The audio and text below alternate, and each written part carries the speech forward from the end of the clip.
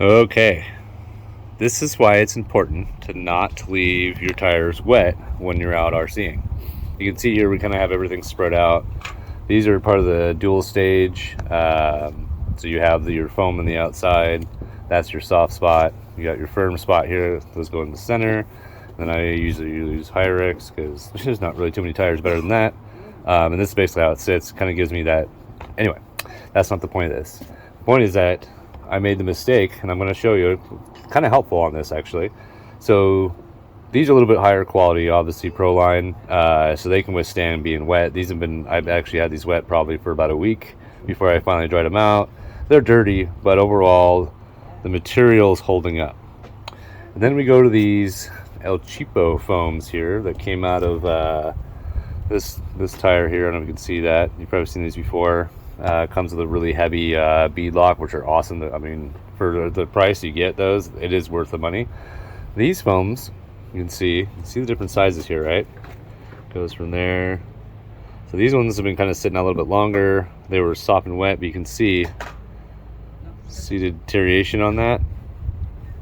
And that is why you do not leave your foams wet, or why you would tape them off when you're out mud and that kind of stuff. Now it does take a little bit. The higher end ones won't degrade as fast, but they will. And as you can see here, you can see along the edges there, you're starting to get a little bit of degradation there.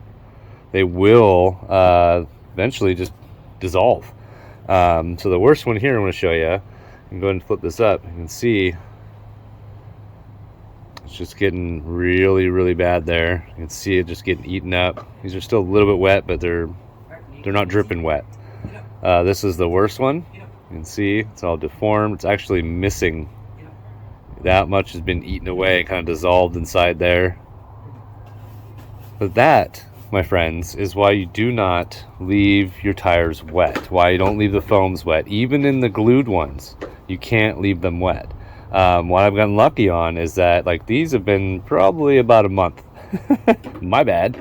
I do have replacements for them, so I'm not too worried. These are about a week, and it was kind of a good way to kind of example to show you why you don't do it. But especially with the glue, these are all beadlocks. I can open them up. You want to do that as soon as you're done playing in the wetness. Open them up, let them dry out, clean them, wash them, do all that kind of stuff. Do it right away. No scrubbing of the foams. Just know that the more you kind of work them, the more they deteriorate.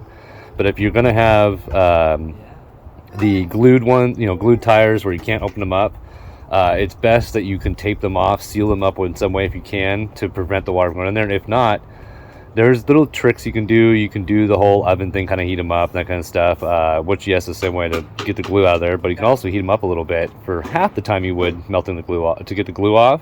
It will kind of help warm it up.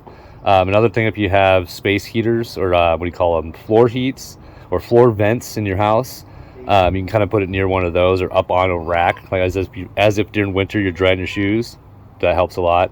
Or just simply the best possible way to dry tires is in the sun, outdoors in the sun, a little bit of wind.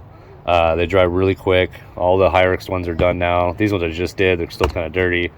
They'll be dry soon. So don't leave your tires wet, especially your foams. If you got beadlocks, open those suckers up, let them air dry, clean them out.